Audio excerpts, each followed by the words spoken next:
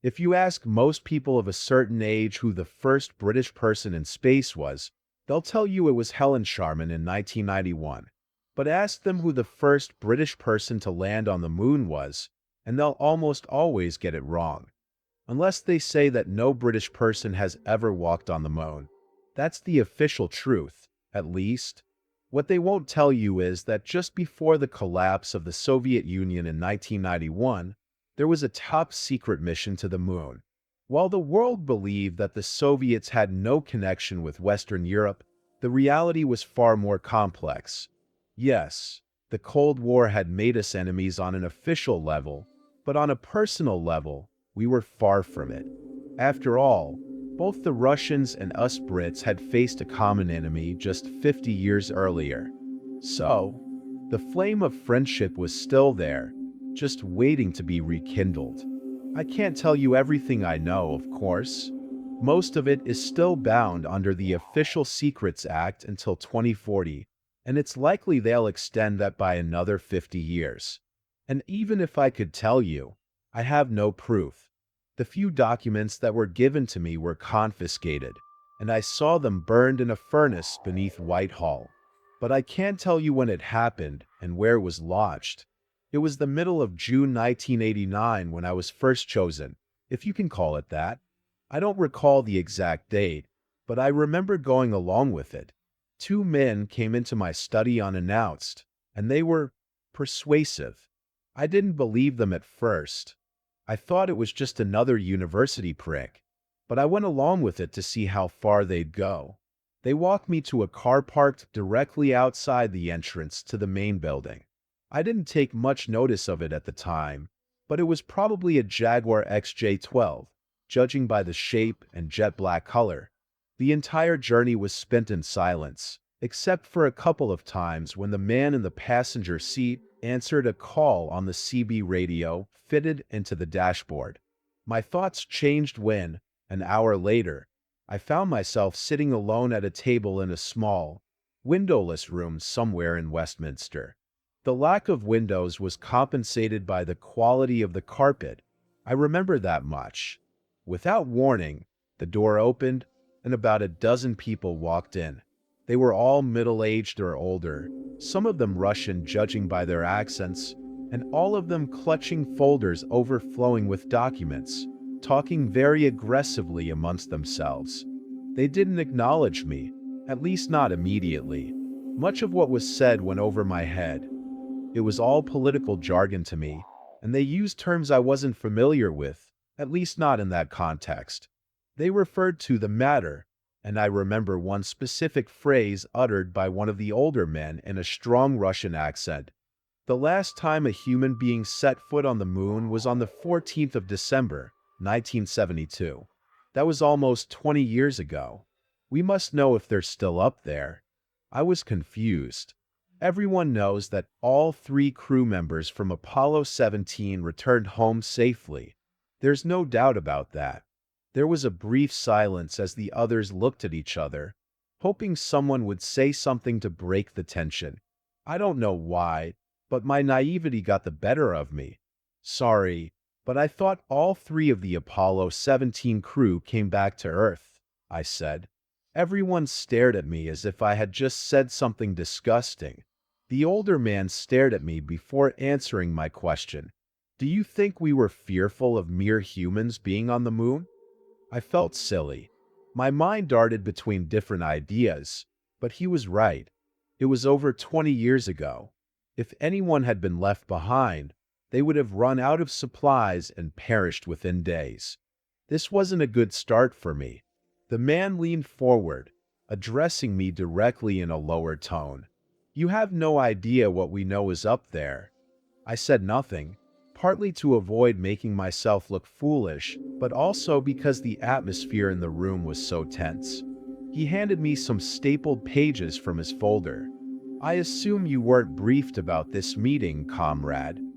I wanted to correct him on his use of the term comrade, but I decided to just read the document instead.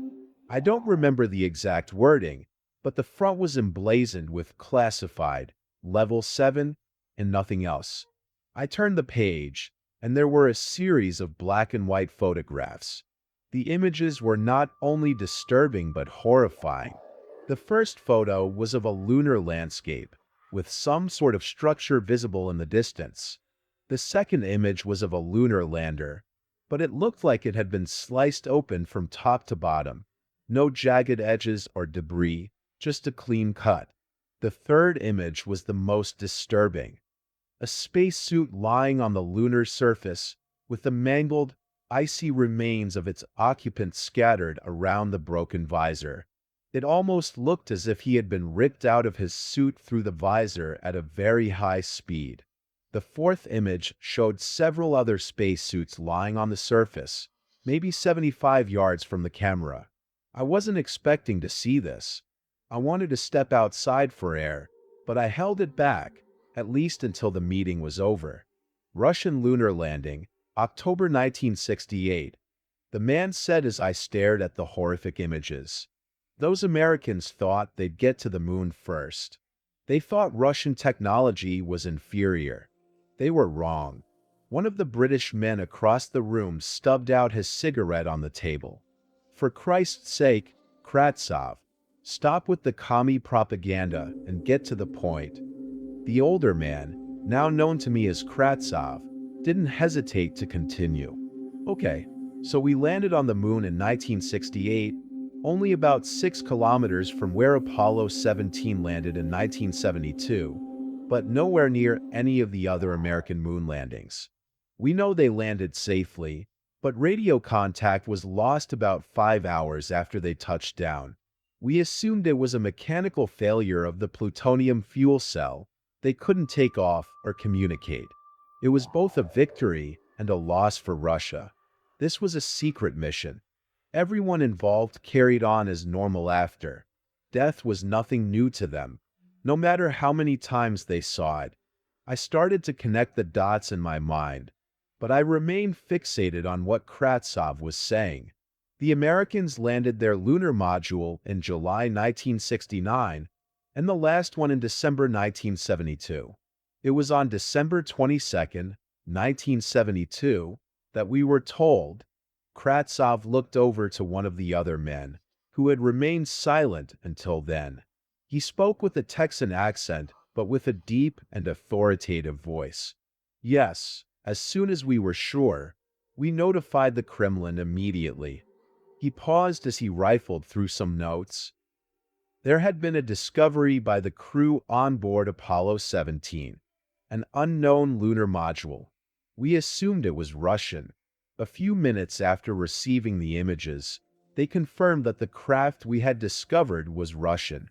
"Tell him what your crew found, comrade," Kratsov said to the American.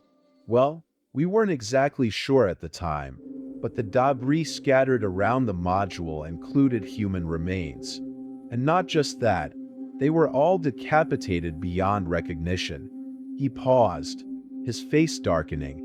Soon after that gruesome discovery, the 3 crew members of Apollo 17 unanimously announced they wanted to return to Earth immediately. We told them it was impossible.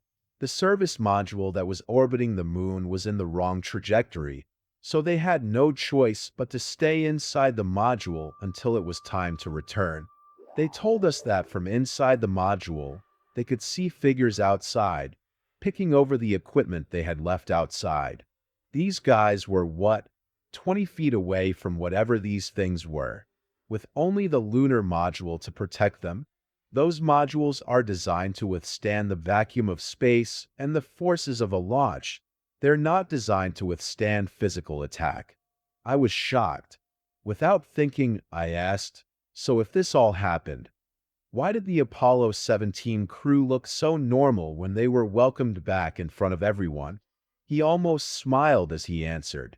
Of course, they looked happy, smiling and waving to everyone. The men that everybody saw that day had been nowhere near a spacecraft, let alone the moon. I was confused, but he continued before I had a chance to speak.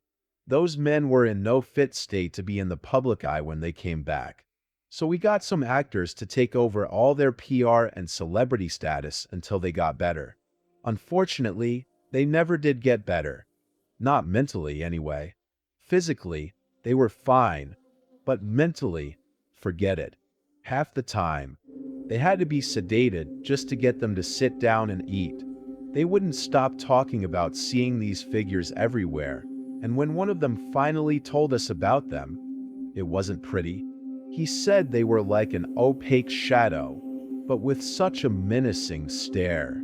He said one of them looked right at him as he peered out of the lunar module. I think he meant it stared right at him because, from what he said, they didn't have eyes. He said they just stared straight into your soul, plundering all your thoughts and projecting fear and terror straight back at you. The meeting went on for another hour or so. They asked me if I would be willing to consider going to the moon myself as part of a joint mission with the Russians to see if these creatures were still there and if they posed a threat to humanity. Needless to say, I politely declined. Several months later, I got a call instructing me to return the documents to Whitehall. I agreed and was escorted to a small room in the basement with a large furnace. Kratsov was there. He explained to me that a mission had been attempted earlier that year but failed. The creatures were still on the moon, and we were never going back. With that, Kratsov tossed the documents into the furnace, and they went up in flames. As I stood there watching the pages burn, Kratsov said, "We'll never go back to the moon. Whatever is up there, let it stay there forever."